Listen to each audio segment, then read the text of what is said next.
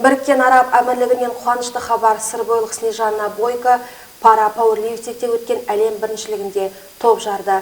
Шахандық жарыста алтыннан алқа тағынып, ел әнұранын асқақтақтан жеңімпазды бауырлары мен жанкүйерлері темір жол вокзалынан зор ықыласпен қарсы алды. Чемпион!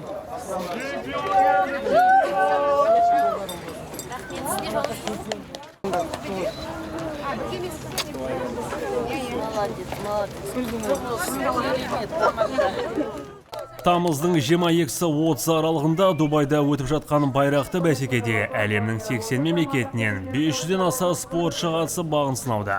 Солардың қатарында ел намысын қорғаған жерлесіміз Снежана Бойко бапкер сенімін ақтап жеңіс тұғырынан көрінді. 15 жастағы спортшы жасөспірімдер арасында бірінші орын иеленіп, алтын медальға қол жеткізді. Қазақстанда жарыстарға, сол чемпионаттар Қазақстан и Грузияда Кубок мира болды. Ол жақта среди женщин екінші орын иеленген болатынмын. Юниор арасында бірінші орын алдым. Қарсыластарым ондай көп болды деп айтпаймын. Мықты болғандар бар. Көп рахмет. Шынымен көп рахмет. Спасибо большое, да. За то, что так масштабно встречаете меня. Я очень благодарна, счастливая.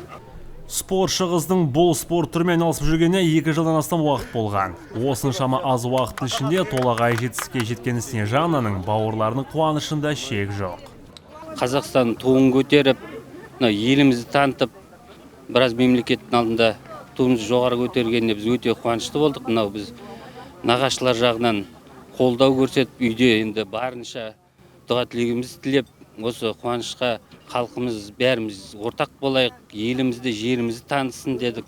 Енді бірінші Алланың қалауымен, өзінің бапкерінің күші салған, қыздың еңбегі, қалған тілекшілер, қанша халқым, елім, туған туысқандары, соған өте қуаныштымыз. Осы қуаныштан қуанышқа жете берейік, алда тұрған додалардан тайынбай тағы бірінші орындар ала берсін. Бұл енді қуаныш сөзбен жеткізу қиын, бұл жүректен келетін қуаныштар. Сондықтан осындай қуаныштан қуанышқа жете берейік. Бәріне тілейтінім осы еліміздің тыныштығы. Мен Бойко Снежананың анасымын. Менің қызым осындай жетістіктерге жеткеніне қатты қуанамын. Әуелі Аллаға рахметімді айтам, одан кейін тренеріне рахмет айтам. Өзінің енді ойлаймын, осы жеңіске өзінің күшімен жеткеніне, болашақта енді олимпиаданы бағындырғанын қалаймыз. Снежана бұл жетістігімен шектеліп қалмай, алдағы уақытта өткізілетін жарыстарға тыңғылықта дайындалып, олимпиадаға жолдама алып, еліміздің көк байрағын желбіреткім келеді деп армандайды. Ол жазда Нұрдәулет Шадамұрат Серікбай Сүлейменов, Қызылорда қоғамдық телеарнасы.